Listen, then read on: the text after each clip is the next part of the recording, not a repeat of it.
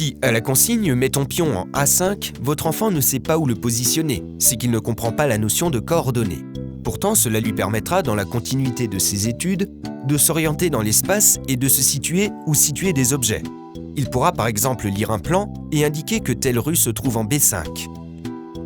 Pour qu'il comprenne la notion de coordonnées, il doit repérer les coordonnées de la ligne représentée par une lettre et les coordonnées de la colonne indiquées par un nombre. Pour faciliter la visualisation des coordonnées de la ligne et de la colonne, collez une gommette dans une case, puis demandez à votre enfant de colorier d'une même couleur la ligne et la colonne qui amènent au point. Ainsi, il pourra lire les coordonnées. Une fois ce repérage acquis, il faut l'exercer. Proposez-lui de jouer à la bataille navale pour s'entraîner. Ce jeu donnera du sens à ce repérage.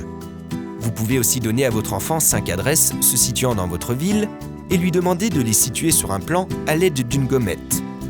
Autre modalité, toujours sur le plan de la ville, posez une gommette ou une croix sur des endroits précis comme l'école, le cinéma, la piscine, le théâtre, la mairie et demandez-lui de vous indiquer les coordonnées pour situer la mairie, par exemple.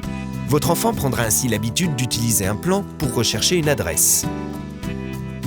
N'oubliez pas, votre enfant a besoin d'entraînement afin d'être capable de préciser ses coordonnées avec aisance.